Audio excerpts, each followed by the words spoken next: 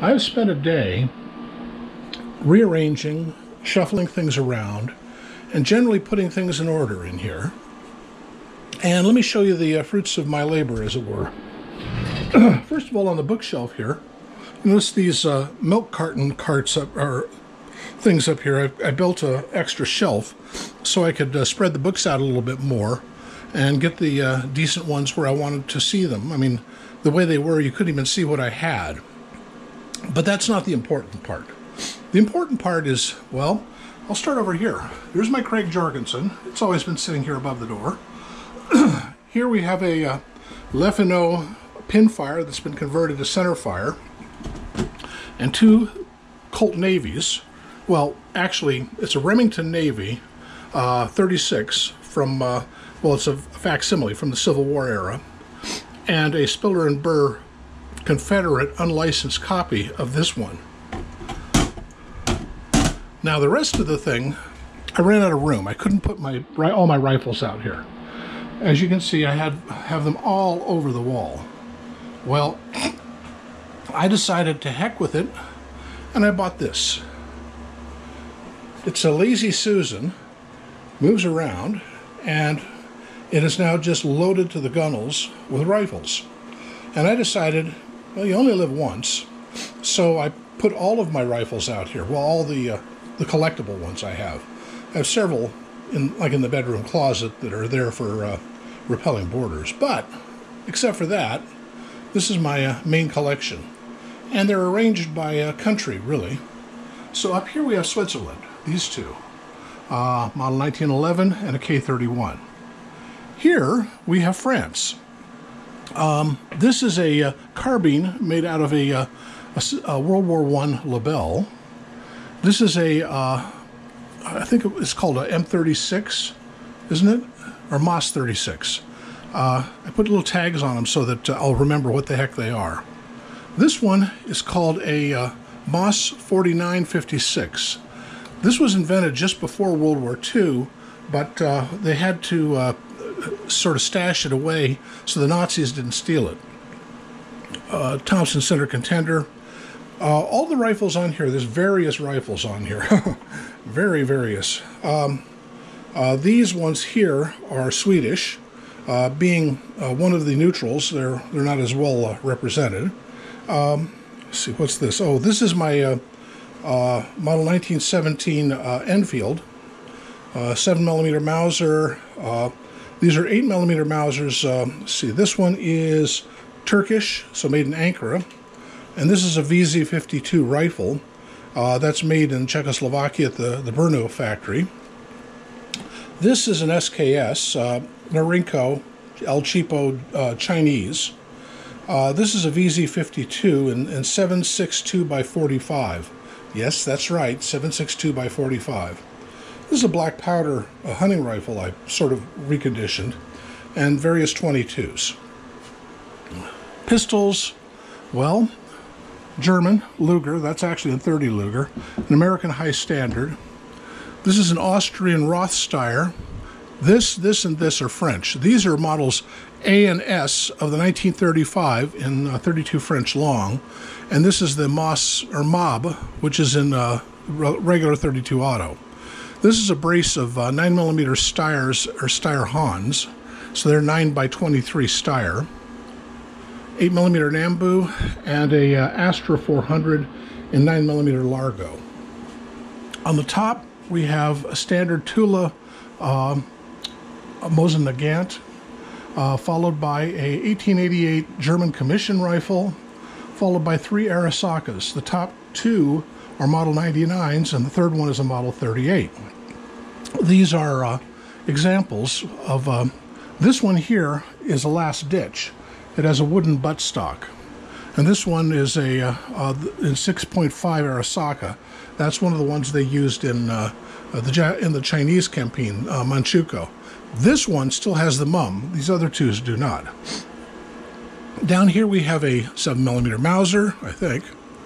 Yes, no, Spanish Mauser. This is a VZ24 carbine. It's a gorgeous carbine.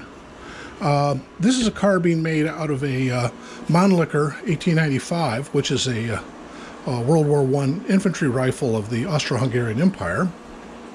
And the bottom one is a Berthier from France. It's in lousy shape. Over here, we have various .32 auto pistols. Let's see, Dreyse, model 1914 Mauser. That's a Sauer und Schul. Before it was Sauer and Son, or Sig Sauer, that's Sauer and Schul. Sauer und Sohn und Schul, which means Sauer and Sons and Schul. FN model 1922. That's a Smith & Wesson 35 and a Warner Infallible. Rigger 1022, a model 1897 Winchester shotgun, and the bottom one is a, I forget what the bottom one is. I'll have to look. Let's see what it is. It's another Mauser. Here we have two Egyptian rifles. This one is called a Hakim, and it's based on the AG-42 Jungmann. And the one above it is called a Rashid, and is a domestic Egyptian development from the Hakim. It's quite an interesting, unique rifle, but it's a bear to shoot. This is a 38 that belonged to a Oregon lawman that I picked up. Well, I can tell a long tale on that one. The one on top is a what's it called? A Vetterli Italian model. It's been retrofitted with 6.5 Carcano and has a Carcano feed system on it. It's never to be shot because they fall apart. 1870 Beaumont C96 Mauser, various revolvers. That's a, I think it's called a Franklin. That's a 22. This is an actual Colt in 3220. This is a service revolver, French, of 1892, I think. This is a that's a Lebel. That's the Russian one. Model 1917 Smith & Wesson with Pockmark grips. This is a VZ 80, I think it is, in 380. It's an interesting, unique pistol I could go on and on about. This is a Romanian Tokarev, Datonix Pocket 9, and a 380 copy of the Mauser HSC made under license in Spain. This is a custom black powder pistol with a hair trigger on it, and it's great for target shooting. Here's a copy of a 1847 Walker. That is this is my hand. That is a massive, massive pistol. I fired it once. Oh boy, that's one heck of a revolver. Now let's go over here. In here, we have, I don't know if the light's good enough, but this is a Colt, and it is an actual, well, this is a Colt too. This belonged to my great-grandfather. This was a 41 long Colt that he carried, a model New Army and Navy of 1892, I think. This, where's my powder horn's missing? I'll have to go look for it. But that's a actual Colt, a Navy model in 36 Colt. I mean 36 ball. And this is an actual Colt. It's not a. I think it was made by the Colt Black Powder Custom Works. This is a model 1917 Savage, and it's sitting on top of a jewelry case that's been retrofitted with a 1907 Savage in it.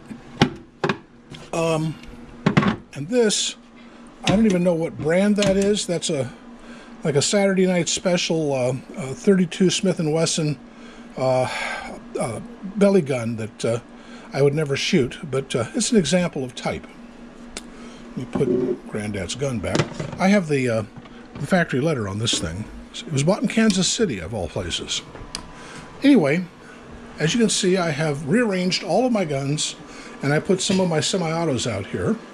Though the ones I brought out are not modern as such, but they do make for some very nice scenery.